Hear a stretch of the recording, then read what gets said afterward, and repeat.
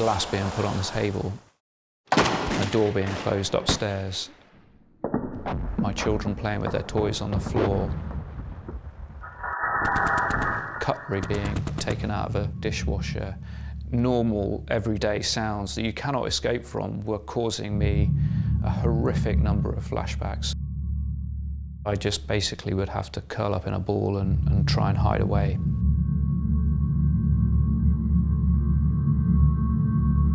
Having PTSD is like being stuck forever, physically and psychologically, in the very worst moments, an amalgamation of the very worst moments of our lives.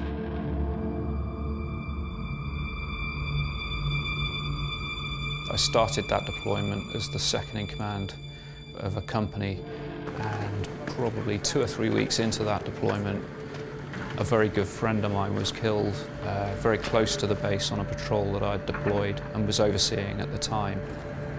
Afghanistan was a very significant part of my life for probably about an 8-year period, which was incredibly intense. But even when we came home, our friends, our colleagues were all still out there.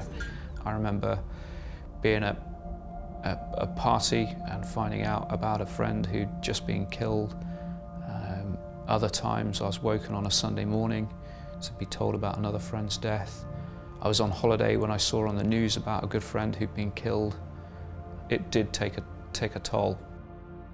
He'll go quiet, he'll disassociate. He's trying to block out whatever it is in the room that's upsetting him or annoying him. And we have to use grounding techniques to try and bring him back into the room, get him talking, verbalising what's going on in his head, and just trying to make him be in the present to try and calm him down.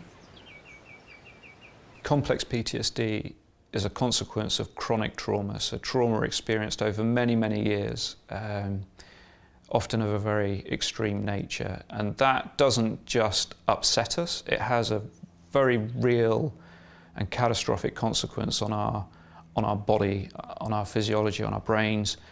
When we look at comparative brain scans, you can see spectacular damage across the brain, which explains why we as sufferers of PTSD can't move on from an event.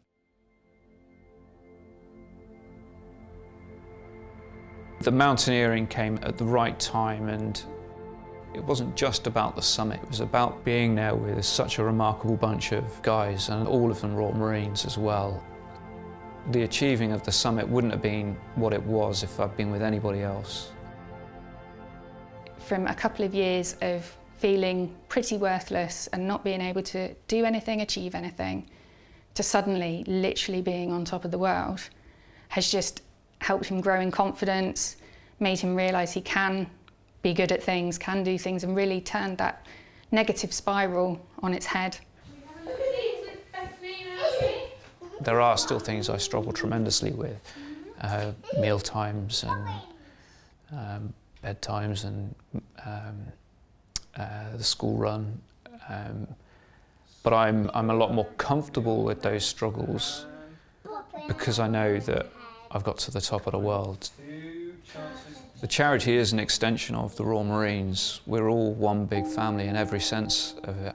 They might not have the answer, they might not have the exact solution for us at the time, but they try, and they're always trying to learn what more can we do and how can we help. And I think it's that reassurance, that knowing, that confidence that I can have in them, that whatever we need, whenever we need it, they will do their absolute best, for whether it's for me or Amy or the children.